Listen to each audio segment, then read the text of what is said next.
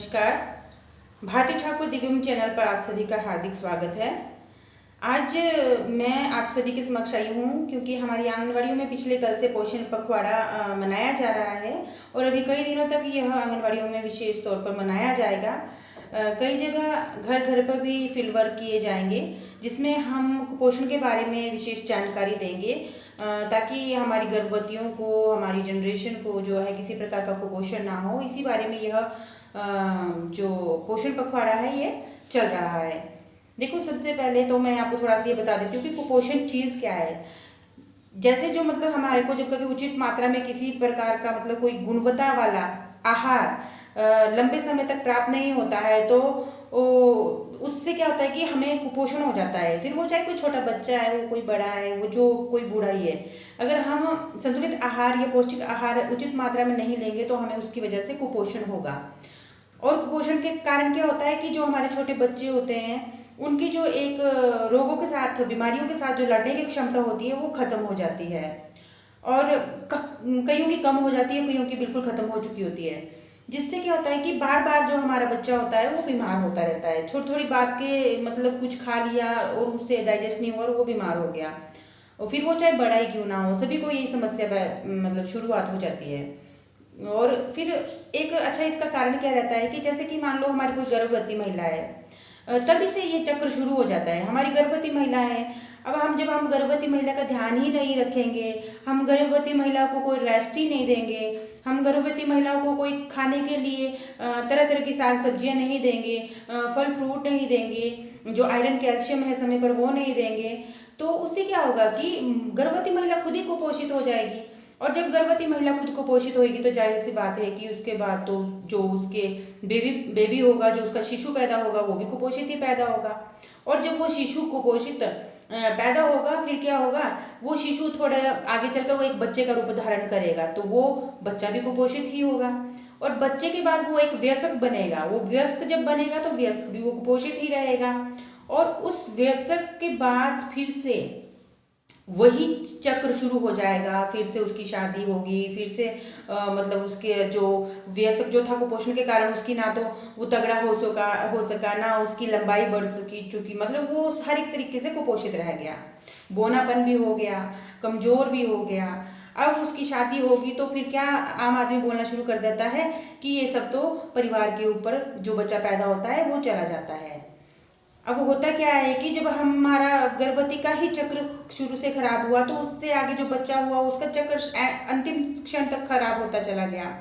और फिर आगे जब वो वयस्क से अगली फैमिली शुरू हुई तो फिर वो एक हमारे यहाँ बोलते हैं कि एक किस्म का रिवाज हो जाता है, या बोल देते हैं लोग कि परिवार के ऊपर बच्चा जाता है। जबकि जो हमारे को ट्रेनिंग दी जाती है उसमें जो हमें डिपार्टमेंट बताता है तो वो कहते हैं कि 5 साल तक जो होता है बच्चे का स्वास्थ्य माँ बाप के हाथ में होता है। हम जिस हिसाब से चाहे अपने बच्चे को उसके खान पान के हिसाब से, उसकी जो हम एक्टिविटी, उसकी दिनचर्या होती है उसके हिसाब से हम उस बच्चे को बदल सकते हैं।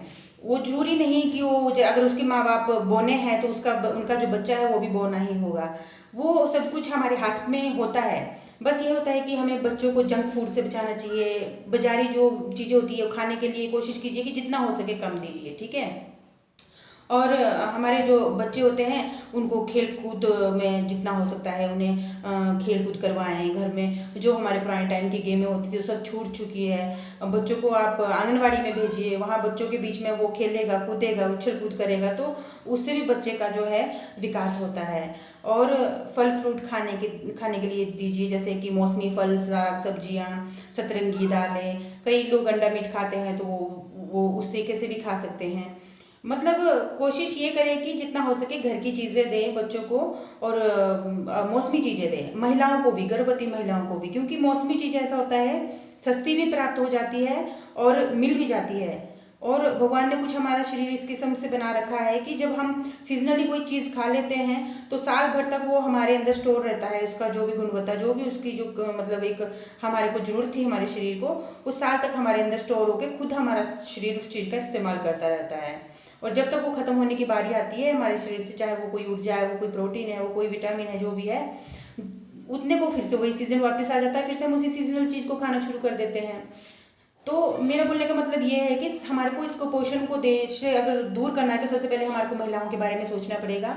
अपनी महिलाओं को जितना हो सकता है कम डिप्रेशन दें, गर्भवती महिलाओं को जितना हो सकता है खुश रखें, उन्हें खाने का विशेष ध्यान रखें, घर का माहौल शांत होना चाहिए, खुशनुमा होना चाहिए। और जब गर्भवती महिलाएं अच्छे तौर पर अपना मतलब समय पीरियड पूरा 9 महीने का कार्यकाल पूरा करेगी तो जाहिर सी बात है कि बच्चा भी उसी किस्म का तगड़ा पैदा होगा, खुश मतलब दिल का बच्चा होगा, हंसता खेलता रहेगा, ज़्यादा तंग नहीं करेगा।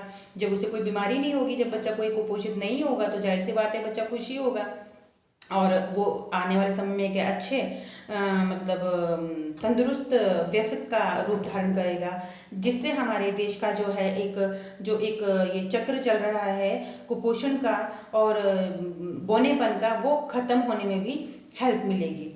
तो मैं यही कहूँगी कि हमारी इस पोषण पखवाड़े में सभी हमारा साथ दीजिए और आंगनवाड़ी में भी आइए अपने इस पोषण के बारे में जानकारी लेने के लिए, और अपने एरिया के आंगनवाड़ी वर्कर से भी आप संपर्क साधें इस बारे में। और गर्भवती महिलाएं जितनी भी है वो फॉलिक एसिड की गोलियां जरूर लें शुरुआत में, बाद में आयरन कैल्शियम लें 3 महीने के बाद। तो इससे भी जो थोड़ी बहुत अनीमिया होती है उसकी कुछ कमी हमारी पूरी हो जाती है, जो थोड़ी बहुत कमी हमारे मतलब महिलाओं को रह जाती है। और बच्चों को तो खैर आती है, समय समय पर पेट के कीड़ों की दवाई भी देते हैं, विटामिन भी देते हैं। और माँ बाप का सबसे बड़ा हाथ है इसमें कि आजकल माँ बाप बच्चों को जब देखो फ़ोन दे के रख देते हैं कि बच्चा बिजी रहेगा, भागेगा नहीं, एक जगह बैठा रहेगा। ये भी सबसे बड़ा दुष्प्रभाव पड़ रहा है बच्चों के ऊपर। इसकी वजह से भी बच्चे जो है मतलब बच्चों के स्वास्थ्य पर बुरा प्रभाव पड़ रहा है। तो इस चीज़ का विशेष ध्यान रखें। अगर बच्चों को थोड़ी देर के लिए आप टाइम टेबल बनाएं, फ़ोन भी देना है तो टाइम टेबल बनाएं। एक तो हाथ में बच्चा फ़ोन ना पकड़े, दूर फ़ोन रखा हो और बच्चा दूर से जैसे टीवी देखते हैं उस तरीके से फ़ोन देखे, हाथ में फ़ोन ना बच्चा पकड़े। और नंबर 2 बात, बच्चे को हर एक साग सब्जी खाना सिखाएं। ऐसा ना करें कि मेरा बच्चा ये नहीं खाता है, मेरा बच्चा ये नहीं खाता है। वो तो हमने सिखाना है कि बच्चे को भी ये खाना चाहिए। क्यों खाना चाहिए? क्योंकि हम बच्चे का दिमाग ऐसा होता है, हम जैसी कहानी जैसा उनके दिमाग में डालेंगे बच्चा उसी प्रवृत्ति का हो जाता है। जब हम उसे खाने के कुछ अच्छी अच्छी बातें सिखाएंगे, उससे रिलेटेड कोई पोएमें सिखाएंगे कि ये खाने से इतना अच्छा ऐसा हुआ वैसा हुआ, तो बच्चा उन चीज़ों को खाना शुरू कर देता है। बच्चे के साथ कहीं ना कहीं थोड़ा बहुत अपने हिसाब से चलाना शुरू कर दें। ऐसा नहीं कि बच्चा जो कर रहा है, अगर बच्चा डिप्रेशन मतलब बच्चा चिड़चिड़ा हो रहा है तो हम उस बच्चे को ऐसे रखें, नहीं, ऐसा नहीं करना है। वो हमने देखना है कि हमारे बच्चे को चिड़चिड़ापन हमने कैसे ख़त्म करना है। वो ऐसा नहीं करना है कि बच्चा तो रो रहा है कि अब तो हमें फ़ोन देना ही पड़ेगा। हमें अपने तरीके से उसको जो है कंट्रोल में करना पड़ेगा। इसलिए मैं यही कहूँगी कि पोषण पखवाड़े को हमें सफल बनाना है अपने भारत देश में। हमारी जनरेशन भी तंदुरुस्त रहे, हमारी महिलाएं भी तंदुरुस्त रहें, सभी तंदुरुस्त रहें। इसी के साथ जय हिंद जय भारत। ज़्यादा से ज़्यादा मेरे चैनल को सब्सक्राइब कीजिए, लाइक कीजिए, शेयर कीजिए, कमेंट कीजिए। धन्यवाद।